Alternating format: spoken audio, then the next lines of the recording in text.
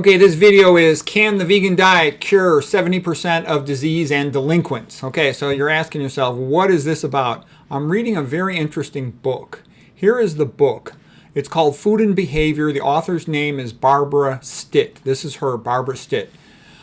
This picture was taken of her when she was 85 years old. She did something rather extraordinary. She was a probation officer, and this especially came out of her work in the 1960s and 70s.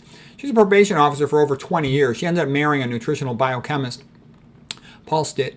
I'm going to do a more detailed book report on her, a book review later, but I wanted to introduce to you this concept. She says that crime is a chronic disease of the Western diet. I thought that was interesting.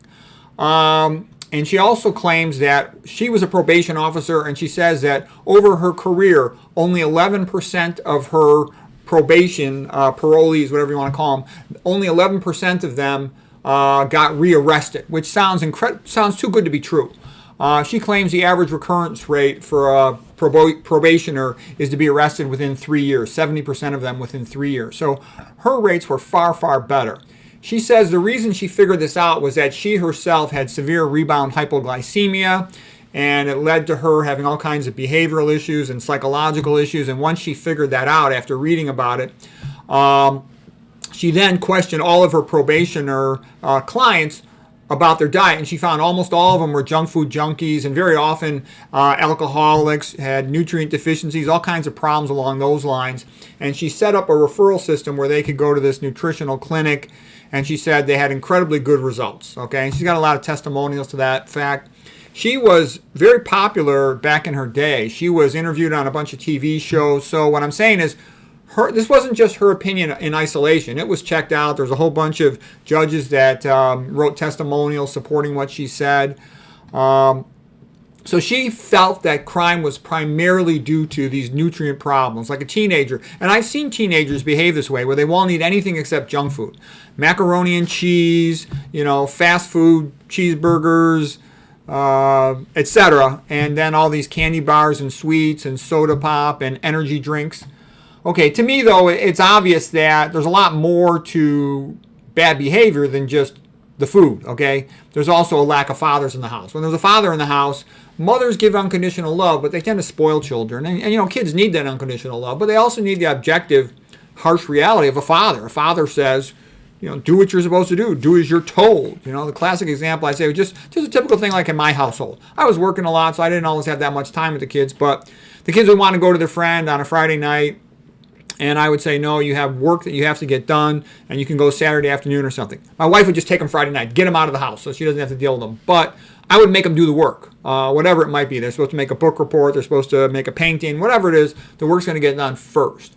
So anyways, it's well known. When boys grow up with fathers, they're much, much, much, much less likely to have bad behavior and commit crimes and all that stuff. Also, if they grow up around good role models, if you're around good role models, you want to be like them. I wanted to be like my father. He's a hardworking guy. He was an athlete, and he was a scholar and a doctor, and I wanted to be like him.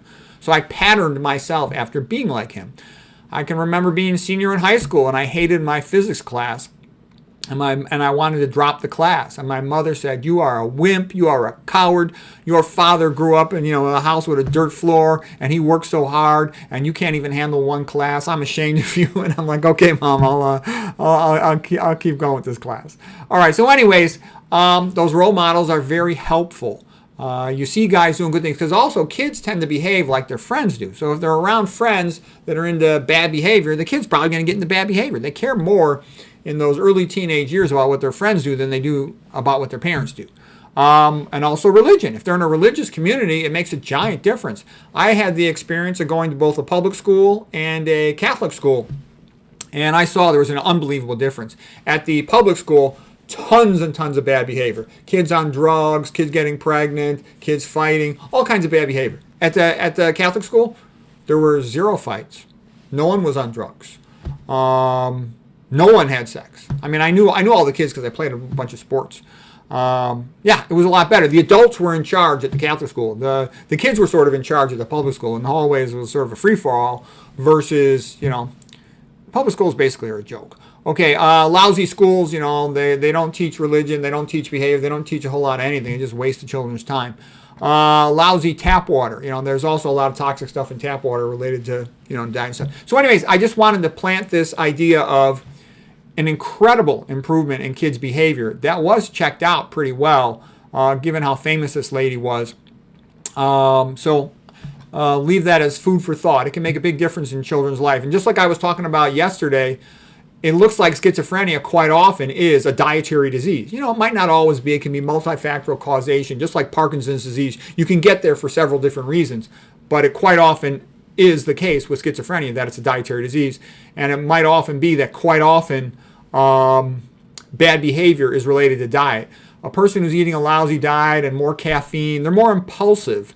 They're less, rational thinking about their behavior. She also said that food allergies play a role in nutrient deficiencies. So anyways, chronic bad behavior, is that also a Western disease of a poor diet? Perhaps. I think it is in part.